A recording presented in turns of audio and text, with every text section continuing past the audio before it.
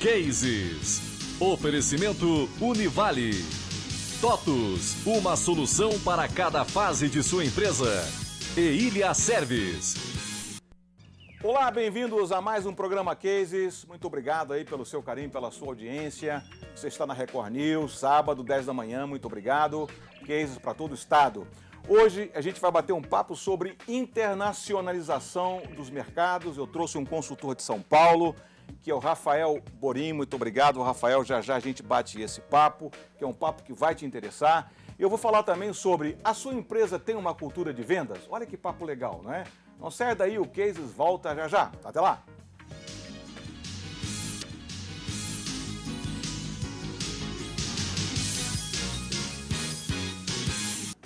Ok, estamos de volta então para esse primeiro bloco e eu gostaria, antes de eu iniciar a entrevista e o bate-papo do tema do mundo corporativo, né, que eu já anunciei, eu quero agradecer às empresas que estão entrando no nosso programa, né? Vocês devem ter visto a TOTUS, que é hoje a primeira empresa, número 1 na América Latina, com software corporativo, hoje investe no programa Cases.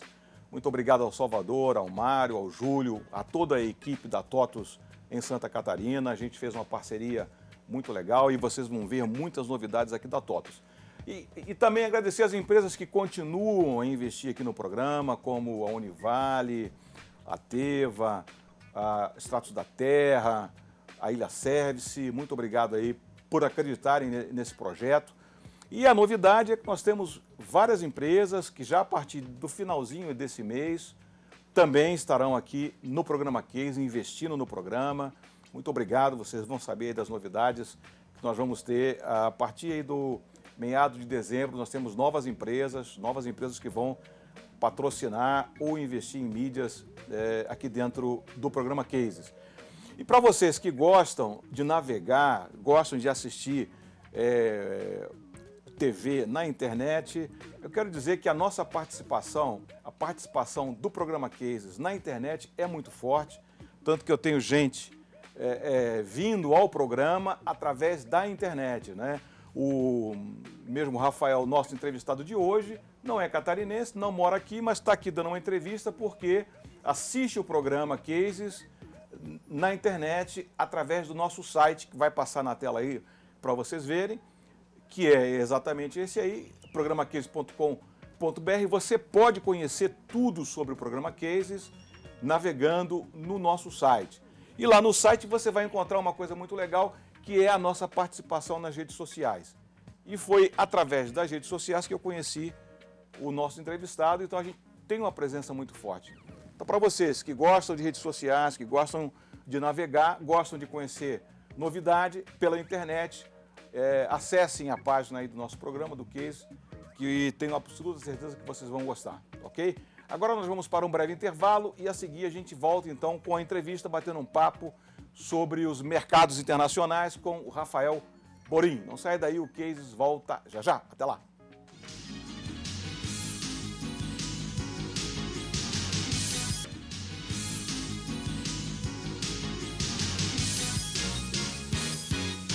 De volta então para o bloco das entrevistas e como eu havia anunciado, eu estou tendo aqui o imenso prazer de receber um paulista que assiste o nosso programa pela internet, gosta dos temas e a gente acabou tendo a oportunidade de trazer o Rafael aqui. Muito obrigado, Rafael. Obrigado, bom dia a todos. Agradecer o espaço, não só aqui no programa, como também na internet, onde estou podendo contribuir um pouco mais sobre esse tema que são os mercados internacionais. Muito legal esse tema, porque eu acho, Rafael, que o Brasil vive talvez o melhor momento, não só para se empreender aqui dentro, para alguém abrir uma empresa, como empresas de fora virem para o Brasil. Tanto que você deve ter visto lá os espanhóis quase pedindo pinico para Dilma, não é? Por favor, pedindo que a Dilma abrandasse um pouco, né, as portas, abrisse um pouquinho mais para que empresas espanholas pudessem vir para o Brasil. Então isso indica que é um bom momento para empresas que queiram investir aqui no Brasil. É isso mesmo? Sim, com certeza. O momento é ótimo, Fernando. Sim. E o boom que a economia brasileira vem passando depois a gente explica um pouquinho mais sobre a origem disso, tem atraído muitas empresas de fora. E o fato de atrair muitas empresas de fora, o empresariado brasileiro tem que prestar atenção numa pequena mudança nessa conjuntura, porque antes a exportação, os negócios internacionais eram uma opção. E hoje já não é apenas mais uma opção, ela tem que ser encarada pelas empresas de maneira estratégica. Porque hoje, se o seu concorrente do exterior ainda não está aqui no Brasil, é questão de tempo para ele chegar. É isso que eu vinha dizendo, né? Que antigamente a ameaça era só interna, não é isso? Sim. A gente tinha medo de abrir uma empresa e alguém ter uma ideia semelhante e abrir uma porta ao lado. Hoje, com a globalização, tem esse lado perverso, né? Tem uma faca de dois gumes, não é isso? Sim. De repente você pode ser ameaçado por uma empresa que está lá na Rússia, está lá na Espanha, né? Porque o Brasil vive um bom momento e esse é um bom momento para se investir aqui no Brasil. Agora, o que uma empresa hoje, como é que ela está vendo o Brasil, né? Você que está dentro desse mercado? Todos veem o Brasil com bons olhos, apesar de algumas deficiências que a gente tem na questão de infraestrutura. O Brasil ainda é um país relativamente caro na questão dos impostos. A questão do mercado consumidor atrai a todos, tanto no mercado para empresas, business to business, quanto business to consumer, que é negócios diretos para os compradores finais. Então as empresas estrangeiras têm ótimas oportunidades aqui no Brasil, assim como as brasileiras estão tendo. Agora, pela tua observação hoje, Rafael, qual é o continente que está mais preocupado em investir aqui no Brasil? É o americano, é o europeu ou de uma forma geral são... Por conta de uma mudança na conjuntura internacional, o grosso do dinheiro do comércio, da economia mundial hoje está na Ásia. Com certeza hoje são os asiáticos, principalmente a China, que vão investir mais aqui no Brasil. Ah, é? A China. Bom, hoje a Europa também, pela dificuldade que a Europa está, não é? Lógico, lá os mercados estão fechados. Eu imaginava que havia muitas empresas europeias, tipo espanhola, Sim. querendo entrar aqui no Brasil. Mas os chineses ainda, claro, pelo tamanho também de mercado. Eles precisam girar a economia deles, que é muito grande. Mais para frente a gente vai conversar sobre esses números da economia chinesa e é um desafio enorme. Mas os europeus eles têm que compensar a falta de comercialização dos produtos deles na Europa, nos mercados onde a economia está girando, que hoje é na Ásia e no Brasil, e na África também, que depois a gente fala sobre esse assunto. Muito bem. Agora, a gente sempre achava que o Brasil era o país do futuro. Isso é um mito ainda, ou a gente ou já pode dizer que o Brasil não é mais o país do futuro?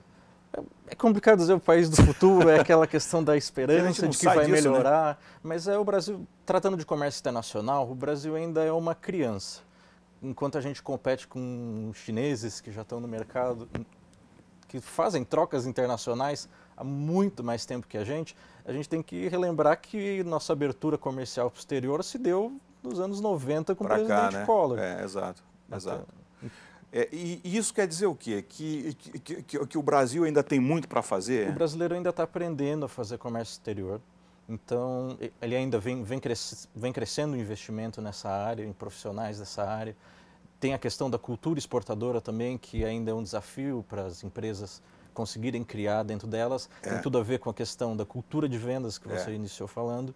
Então, a cultura exportadora ela é um benefício que você ganha por trabalhar no comércio internacional, que é o aumento da sua exposição a concorrentes internacionais. Pelo Brasil estar há menos tempo no comércio internacional, ele obteve menos benefício. A exposição a produtos, a concorrência estrangeira foi menor. Logo, a gente ainda tem muito que avançar nesse assunto. Vou falar da China, você estava falando da China. Uma coisa que me preocupa é o seguinte, é que se você abre muito espaço e um país entra aqui com tudo, com vários produtos, vários serviços, várias indústrias, isso não cria uma dependência e um risco da nossa indústria perder mercado? Esse é um assunto muito discutido. O comércio exterior tem que ser entendido como uma via de duas mãos. Ninguém vai comprar mais de você se você também não comprar mais lógico, dele. Lógico. E hoje a demanda da China por conta desde que a China entrou na Organização Mundial do Comércio em 2001, houve uma mudança no centro de gravidade da economia mundial. Então a China, principalmente a Índia hoje também, eles estão puxando a demanda de produtos de todas as espécies vindas do exterior, obviamente as que eles não produzem, né? Sim. Ou seja, também com o processo de urbanização da população da China que está acontecendo. Aliás, esse é um tema legal. Né? Você me disse que o pessoal do campo está invadindo a cidade, né? Sim, nos próximos 10 anos é esperado que a China tenha que construir estrutura para abrigar um Estados Unidos equivalente em população nas grandes cidades, e equivalente a 350 milhões de pessoas. E esses números são os números que vão puxar a economia mundial. No caso, por que o Brasil é bom para o Brasil isso? Você tem que alimentar essas pessoas, você tem que construir cidades praticamente do zero para receber essas pessoas. A gente vai vender muito fácil, né? E no caso, a questão dos produtores de alimento, o centro-oeste brasileiro é fortíssimo. E grande parte desse crescimento aqui no Brasil, que a gente vê desde na década do ano 2000 em diante, em grande parte é por conta dessa mudança na conjuntura internacional. Então aí que está a espada de dois gumes. Então se eu quero vender muito para a China, eu não posso impedir que a China venda muito para aqui. E como é que eu me protejo, então, dessa concorrência se eu tenho uma indústria que é muito parecida com o que os chineses querem botar aqui? O governo brasileiro em si, o Brasil em si, ele é um país muito protecionista. Apesar da gente comercializar bastante com o exterior nos dias de hoje, nossa economia ainda é muito fechada. Sim. Tanto que eles estão chiando, né? Sim.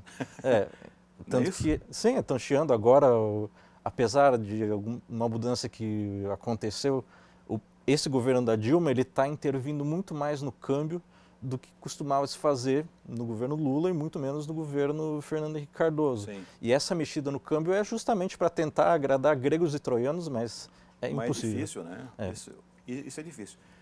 Agora, a gente tem visto bem recentemente, marcas que até então eram desconhecidas aqui do Brasil, já estão aqui no Brasil e com sucesso. Eu estava até dizendo para vocês que a Starbucks é uma cafeteria americana, está no mundo todo e não estava aqui no Brasil, e nesse boom ela veio para cá. Sim. Quem não conhece uma Starbucks deveria conhecer, é uma coisa maravilhosa, né? Sim. Em termos de produto, de atendimento. Eu fui numa que tem lá em São Paulo, no shopping Ibirapuera, se não me engano, fica ao lado da Saraiva, ou dentro da Saraiva. Em São Paulo, nos shoppings, elas ficam junto com a Saraiva. Ah, é? Isso. Ah, tá. E eu fiquei encantado, né? Poxa, a Starbucks está em qualquer esquina nos Estados Unidos, você encontra uma... E o interessante da Starbucks é que o mesmo ambiente que você encontra aqui no Brasil, eu tive a oportunidade de ir em uma das Starbucks em Nova York, é o mesmo ambiente que você encontra lá. A questão da padronização eles levaram muito a sério. O atendimento é muito similar aqui e lá nos Estados Unidos, e acredito que seja nos outros países também. Outra coisa que eu tenho visto muito é franquias novas, né, que não existiam aqui no Brasil. Isso da Europa, dos Estados Unidos, que estão sendo implantadas aqui com sucesso. Sim, eles aproveitam mais um exemplo de... As franquias, no caso, que elas aproveitam um bom momento da economia brasileira. Hoje o brasileiro sai mais para comer fora, ele aproveita mais desse ganho salarial, ganho de rendimento que ele vem obtendo. Agora, o telespectador deve estar imaginando uma coisa. A gente está falando aqui do bom momento, o Brasil deve crescer ano que vem, e isso não é dito só pelo Manteiga, não. Todos os órgãos aí que medem isso, importantes em nível mundial, têm dito isso, que o Brasil deve crescer 4%. A gente vai sair de 1,2% esse ano, se chegar a 1,2%, para 4%, 4%, sei lá, alguma coisa. Isso é um boom. Sim. E a gente esbarrar num gargalo, né, que é o que você estava falando, logística. Sim. E o Brasil está preocupado com isso, né? Tá, tanto que foi lançado o Plano Nacional de Logística, que ele pretende investir algo em torno de 150 bilhões para melhorar estradas, ferrovias e comenta-se até que na questão de transporte hidroviário. E essa semana, provavelmente, hoje é o programa sendo transmitido no sábado, então quando vocês verem essa notícia, provavelmente já saiu o pacotão que a Dilma vai entregar para melhoria nos portos. E inclusive com uma legislação mais específica para os portos, que é a abertura de portos, de terminais privados, administrados por empresas privadas, novos portos. Né? Aliás, mesmo que o Brasil não quisesse crescer, Ricardo, olha, Rafael, a gente está sendo empurrado, levado. O Brasil foi obrigado a crescer. Levado, exato. O Brasil cresce apesar do Brasil. Exato, exato. Então, o Boris, que até que faleceu, né, que foi uma pena, ele disse que nesse pacotão aí de estradas, que vai ser tanta obra que lá do espaço vai se conseguir ver as obras que o Brasil vai fazer aqui em Foi o Joelmir que faleceu. Joelmir. Eu disse quem? O Boris. Boris. Não, Joelmir, desculpa, Boris. O Joelmir Betti. Ele disse isso na Band News, né? Sim. Bem, isso quer dizer o quê? Que 150 bilhões é muito dinheiro, né? É bastante dinheiro. Muito dinheiro. Mas a grande preocupação é se esse dinheiro vai ser bem investido. Porque a gente vive seguidos casos de corrupção, a gente pode ver. Felizmente, eles estão sendo julgados e condenados quando considerados culpados. Então, mas a esperança é que sejam muito bem aplicados, mas o controle também tem que ser grande. Porque nós tínhamos um grande problema até aí, que era, nós tínhamos um volume de produção interessante, dificuldade de escoar isso, porque as estradas estão sucateadas, os portos estão sucateados, e agora tem que se corrigir isso. Para andar nas estradas não é tem caro. Jeito, né? Que para crescer 4% já é complicado, mais de 4% aí trava tudo se não mexer nisso. Né? Claro, as previsões são para que seja entre 4 e 4,5, mas é muito importante salientar que hoje a gente não vive sozinho, a gente tem uma Europa em crise, a gente tem os Estados Unidos ameaçando a passos lentos sair de uma crise. É muito importante que a economia nesses lugares volte a caminhar, no mínimo a passos um pouco mais acelerados, porque ninguém cresce no mundo sozinho. Boa parte desse PIBinho, que a gente pode chamar de 1,27, que a gente vai ter esse ano, ele só não é melhor porque a demanda está pouca na Europa e nos Estados Unidos, que são grandes mercados. Exato.